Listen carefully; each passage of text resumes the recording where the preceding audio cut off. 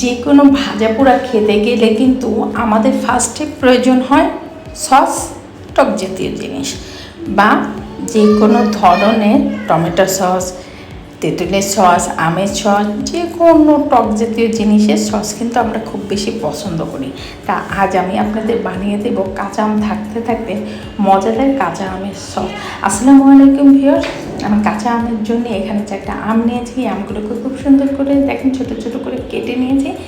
আমগুলোকে পরিষ্কার পরিচ্ছন্ন করে চুলায় সিদ্ধ হতে দিয়েছি। অলরেডি কিন্তু আমার আমগুলো দেখেন সিদ্ধ হয়ে গিয়েছে।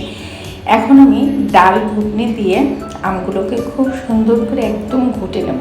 খুব সুন্দর করে ঘুটে নিলে একদম আম থেকে একটা সুন্দর গ্রেভি একটা ভাব বের হবে। আর আমের এই গ্রেভিটা দিয়েই কিন্তু আমি মূলত কাঁচা আমের সস তৈরি করে নেব। দেখেন গ্রেভিটা কিন্তু অলরেডি বের হয়ে গিয়েছে।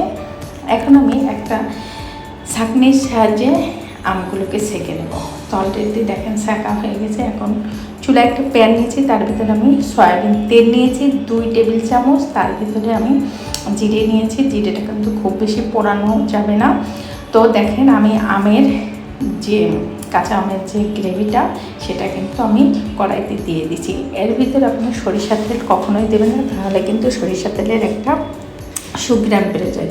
তো আমি আমের এই গ্রেভিটাকে প্রায় 5 মিনিট ফুটিয়ে নিয়েছি। 5 মিনিট ফোটানোর পরে আমি চিনিটা দিলাম। দেখেন চিনিটা দেওয়ার সাথে সাথে কিন্তু কালারটা চেঞ্জ হয়ে আসলো। এখন স্বাদ মতো লবণটা দিয়ে দিয়েছি, চিলি ফ্লেক্স দিয়ে দিলাম, এখন বিট লবণটা দিয়ে দিলাম।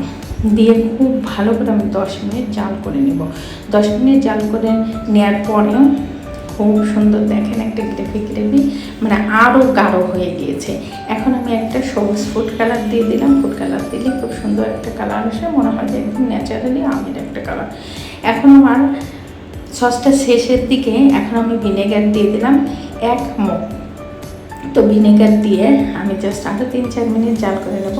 3-4 মিনিট জাল করা হয়ে গেছে। আমি এখন একটা প্লেট উঠিয়ে দেখিয়ে দিচ্ছি। দেখেন একদম মানে যেভাবে আমি চেয়েছি সেভাবেই হয়েছে। এখন নামিয়ে আমি ঠান্ডা করে নিয়েছি। দেখেন ঠান্ডা হওয়ার পরে কতটা গাঢ় হয়ে গিয়েছে। এখন আমি একটা কাচের বোতলে আমটাকে ঢেলে নিচ্ছি। তো এতটা টেস্ট ছিল এই আমের কাঁচা আমের সসটা, যা আসলে বলার অপেক্ষা ছিল না। আমি এখানে 2 বোতলে ঢেলে নিয়েছি। আর এটি সারা বছর নর্মাল ফ্রিজে আপনি সংরক্ষণ করে খেতে পারবেন। তো আজকে আমার রেসিপিটা কেমন হলো অবশ্যই কমেন্টস বক্সে কমেন্টস করে জানিয়ে দেবেন। আরও কিছুটা ছিল আমের সস, আমি আর একটা বাটিতে ঢেলে নিয়েছি। দেখেন কতটা সুন্দর আর একদম পারফেক্ট হয়েছে। আর খেতে এত দারুণ ছিল, মানে কি বলবো। আপনারা যে কোনো ভাজা ভুজো দিয়ে এই আমের সসটা খেতে পারেন, বা খাবার শেষেও কিন্তু এই সসটা আপনি খাবার টেবিলে রাখতে পারেন। তাই পর্যন্ত সবাই ভালো থাকবেন। আল্লাহ হাফেজ।